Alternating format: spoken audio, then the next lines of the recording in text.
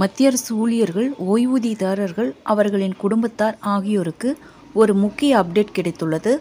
ஓய்வூதியம் மற்றும் ஓய்வூதியதாரர்கள் நலத்துறை அறிவித்த மத்திய குடிமைப்பணி ஓய்வூதிய விதிகள் 2021 பல்வேறு விதிகளிலும் இறந்த அரசு ஊழியர் அல்லது ஓய்வூதியதாரரின் விவாகரத்து பெற்ற மற்றும் விதவை மகள் தனது முறைப்படி குடும்ப ஓய்வூதியம் பெறுவதை உறுதி செய்வதற்காக அக்டோபர் 26, 2022 தேதியிட்ட அலுவலக குறிப்பாணையிலும் பல்வேறு விதிகள் இணைக்கப்பட்டுள்ளன.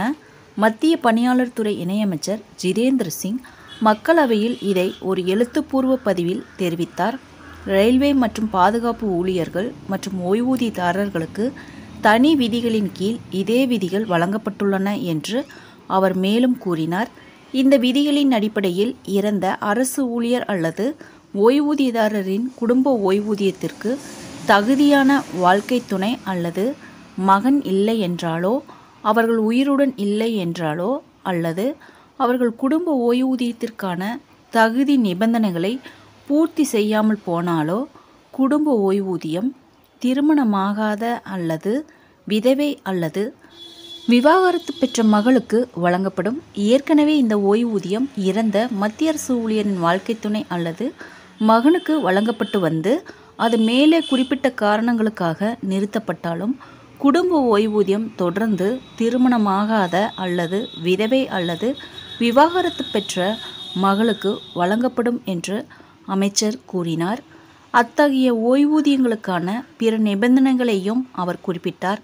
மத்திய அரசு ஊழியர் தாய் அல்லது தந்தை உயிருடன் இருந்தபோது திருமணமாகாத அல்லது விதவையான அல்லது விவாகரத்து பெற்ற மகள் தனது தாய் மற்றும் தந்தை அல்லது இருவரையும் சார்ந்து இருந்திருந்து அதன்பின் அவரது தாய் அல்லது தந்தை இறந்திருந்தால் நிபந்தனைகளுக்கு உட்பட்டு அவருக்கு குடும்ப ஓய்வூதியம் கிடைக்கும். மகள் திருமணம் செய்து கொள்ளும் வரை அல்லது மறுமணம் செய்து கொள்ளும் வரை அல்லது அவர் தனது வாழ்வாதாரத்தை ஈட்டத் தொடங்கும் வரை எது முதலில் நடக்கிறதோ அதுவரை ஓய்வூதியம் தொடரும் என்று அமைச்சர் கூறினார். மேலும் மகள் இந்த குடும்ப ஓய்வூதியத்தை பெற அரசு ஊழியர் அல்லது ஓய்வூதியதாரர் அல்லது அவரது வாழ்க்கை துணை உயிருடன் இருந்தபோது பின்வரும் விஷயங்கள் நடந்திருக்க வேண்டும். ஓய்வூதியம் கோரும் மகள் விதவையாக இருந்தால் அவரது கணவர் அரசு ஊழியர் அல்லது ஓய்வூதியதாரர் அல்லது அவரது வாழ்க்கை துணை உயிருடன் இருந்தபோது இறந்திருக்க வேண்டும்.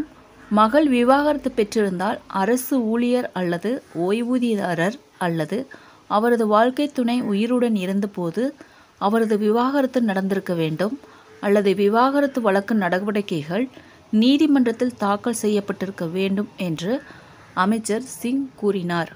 ஃப்ரெண்ட்ஸ், இந்த தகவல் உங்களுக்கு யூஸ்ஃபுல்லாக இருந்தால் என்னோட சேனலை சப்ஸ்கிரைப் பண்ணுங்கள், லைக் பண்ணுங்கள், மற்ற நண்பர்களுக்கு இந்த வீடியோவை ஷேர் பண்ணுங்கள். தேங்க்ஸ் ஃபார் வாட்சிங்.